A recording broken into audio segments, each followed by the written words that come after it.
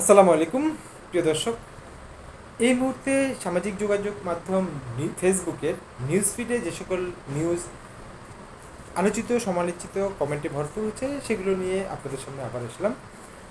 এই কথাটি বারবার বলি, আমি ব্যক্তিগতভাবে নিরপেক্ষ নই, আমি একটি পক্ষে অবস্থান করছি, কিন্তু এই নিউজগুলো পড়ার ক্ষেত্রে এবং কমেন্টসগুলো পড়ার ক্ষেত্রে আমি যথেষ্ট সময় ব্যয় করে পড়ি এবং পজিটিভ নেগেটিভ কমেন্টসগুলো যে মার্জিত যে কমেন্টসগুলো সেগুলো আপনাদের সামনে উপস্থাপন করি।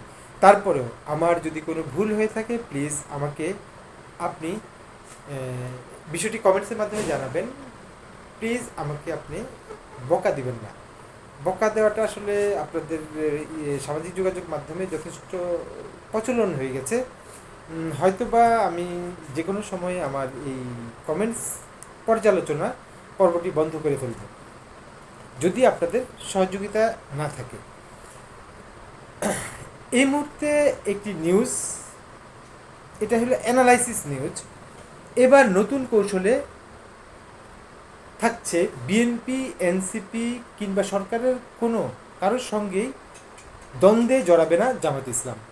একটি জামাত ইসলামের যে স্থানীয় পর্যায়ে, জেলা পর্যায়ে, সেন্ট্রাল পর্যায়ে যে সকল নেতাকর্মী আছে তাদের সাথে এই রিপোর্টার কথা বলে যাচ্ছে জামাতি ইসলামী আসলে সব দলের সাথেই থাকবে, সবার সাথে বন্ধুত্ব সম্পর্ক, যেটা আমাদের সাবেক প্রধানমন্ত্রী শেখ হাসিনা বলতো যে কোনো দেশের সাথেই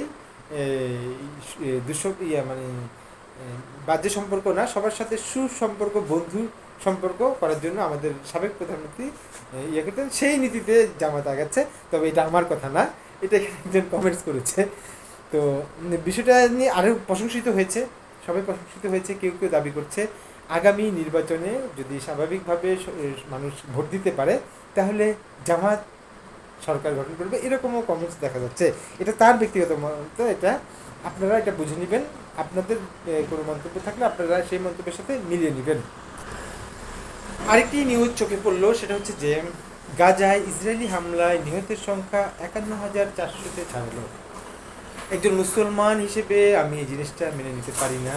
এই নিউজটা পড়ার সময় আমার শরীরের পশম দাঁড়িয়ে যাচ্ছে যে আসলে এভাবে নৃশংস মানুষকে হত্যা করা, এটাতে এই নিউজটিতে যথেষ্ট দুঃখ প্রকাশ করেছে।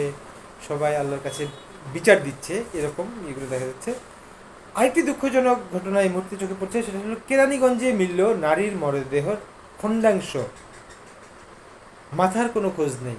এটা সত্যি দুঃখজনক এবং লোমহর্ষকর বিষয়টি যে আমাদের সমাজটা দিন দিন কেন এমন হচ্ছে যে একজন মানুষকে কতটুকু নৃশংসভাবে হত্যা করে তার দেহের অংশ বিভিন্ন জায়গায় পাওয়া যায়, একত্রিত থাকে না।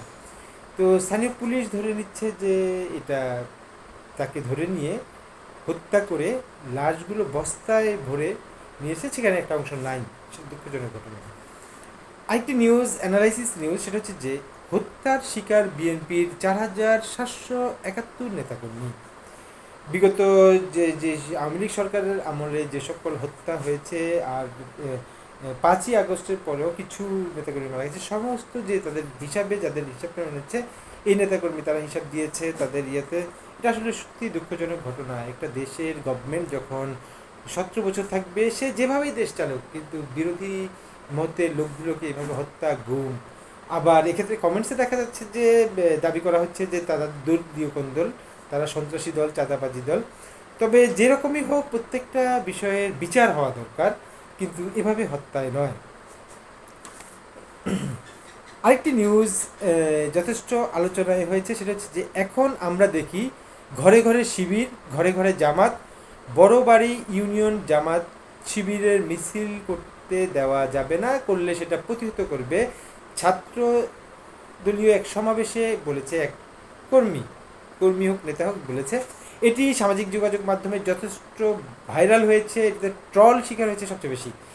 বুঝতে পারছি যে আসলে সামাজিক যোগাযোগ মাধ্যমে যথেষ্ট বাজে কমেন্টস করে, কিন্তু মানুষ অন্যায়কে একসাথে ঝাঁপিয়ে পড়ে, এটা বোঝা যাচ্ছে। তবে প্লিজ আপনারা এভাবে ঝাঁপিয়ে পড়ুন, তবে নেগেটিভ কমেন্টস করে নয়। এটা একজন কমেন্টস করে জানিয়েছে। আরেকটি নিউজ সবচেয়ে প্রশংসিত হয়েছে, এটাতে যথেষ্ট লাভ রিয়েক্ট করেছে। তারেক রহমানকে নিয়ে দ্য উইকের কাভার স্টোরি। নিয়তির সন্তান ব্রিটিশ সাপ্তাহিক দ্য উইকলি নিউজ ম্যাগাজিন চলতি বছরের সংখ্যায় বাংলাদেশ জাতীয়তাবাদী দল বিএনপির ভারপ্রাপ্ত চেয়ারম্যানকে নিয়ে কাভার স্টোরি করেন, যার শিরোনাম ছিল ডেস্টিনিস ডেস্টিনিস চাইল্ড বা নিয়তির সন্তান। এটা যথেষ্ট প্রচুর প্রশংসার হয়েছে। সেখানে দীর্ঘ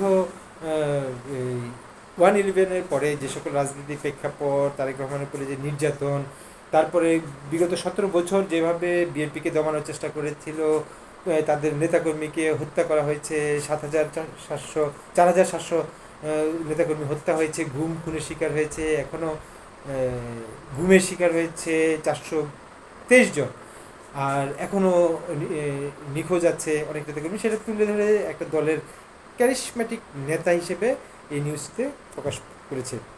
আরেকটি দুঃখজনক ঘটনা, এই দুঃখজনক ঘটনাটা কারো কাম্য নয়। পৃথক ঘটনায় 4 জন খুন। এই নিউজটিতে যথেষ্ট ট্রল হয়েছে, সরকারকে যথেষ্ট ব্যর্থ বলে করা হয়েছে। সেটা হচ্ছে যে চট্টগ্রাম, সাতক্ষীরা, গাইবান্ধা, নওগাঁয় পৃথক ঘটনায় 4 জন খুন। চট্টগ্রামে স্বামীর হাতে স্ত্রী, সাতক্ষীরায় মায়ের হাতে সন্তান, একটা শিশু সন্তান, ছোট 5 মাস বয়সী একটি সন্তান হত্যা করেছে। সাতক্ষীরায় আর ছুরির আঘাতে পত্রিকা বিক্রেতা, যে লোকটা পত্রিকা বিক্রি করতো, রাতে অটো চালাতো, দিনে পত্রিকা দিত, সেই লোকটাকে দুর্বৃত্তরা খুন করেছে। আরেকজন ব্যবসায়ীকে খুন করেছে। এই মুহূর্তে এখন পর্যন্ত এটাই ছিল নিউজ আপডেট। সবাইকে ধন্যবাদ। আসসালামু আলাইকুম।